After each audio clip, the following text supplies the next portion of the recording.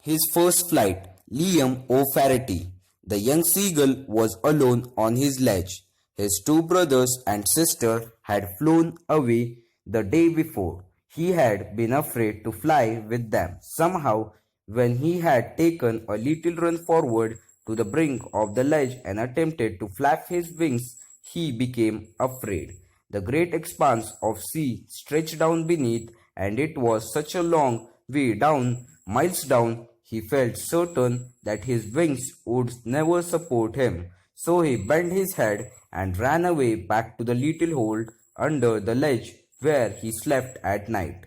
Even when each of his brothers and his little sister, whose wings were far shorter than his own, ran to the brink, flapped their wings and flew away, he felt to muster up courage to take that plunge which appeared to him so desperate. His father and mother had become around, calling him shrilly, upbraiding him, threatening to let him starve on his ledge unless he flew away.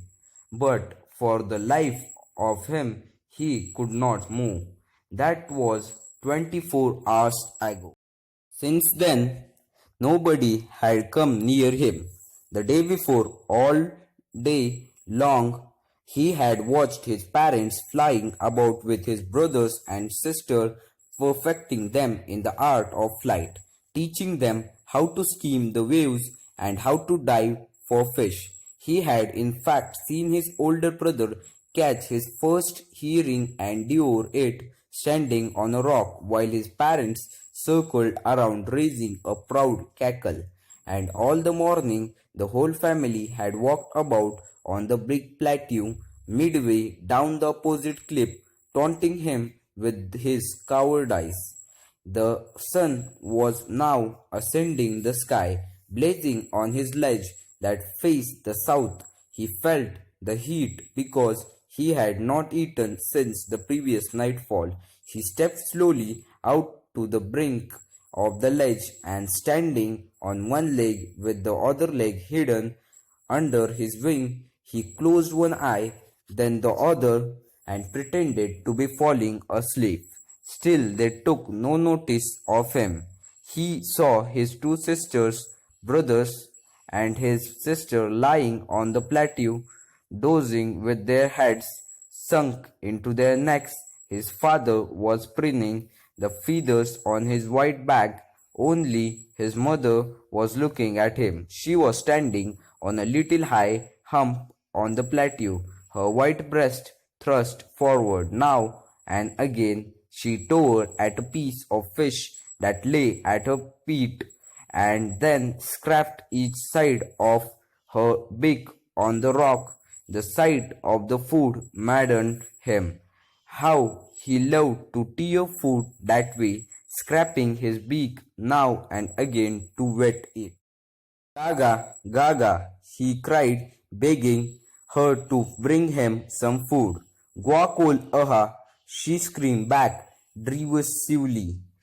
But he kept calling plaintively, and after a minute or so he uttered a joyful scream. His mother had picked a piece of the fish and was flying across him with it. He leaned out eagerly, tapping the rock with his feet, trying get nearer to her as she flew across, but when she was just opposite to him, she halted, her wings motionless, the piece of fish in her beak almost within the reach of his beak.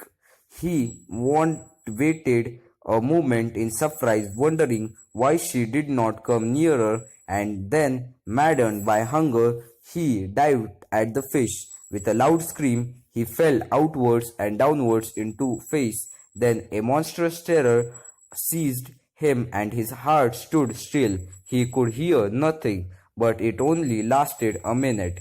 The next moment he felt his wings spread outwards. The wind rushed against his breast feathers, then under his stomach and against his wings. He could feel the tips of his wings cutting through the air. He was not falling headlong now. He was soaring gradually downwards and outwards. He was no longer afraid. He just felt a bit dizzy. Then he flapped his wings once and he soared upwards. Gaga, gaga, gaga. Guakwal Aha, his mother, swooped past him, her wings making a loud noise. He answered her with another scream. Then his father flew over him screaming. He saw his two brothers and his sister flying around him, curveting and banking and soaring and diving. Then he completely forgot that he had not always been able to fly and commended himself to dive and soar and curve, shrinkling shrivelly. He was near the sea now, flying straight over it, facing straight out over the ocean. He saw a vast green sea beneath him, with little ridges moving over it, and he turned his beak sideways and cawed amusedly. His parents and his brothers and sister had landed on this green flooring ahead of him. They were beckoning to him, calling shrilly. He dropped his legs to stand on the green sea. His legs sank into it. He screamed with fright and attempted to rise again, flapping his wings, but he was tired and weak with hunger and he could not rise.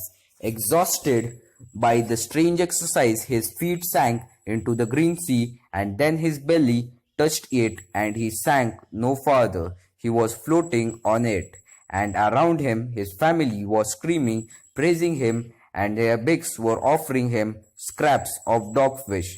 He had made his first flight.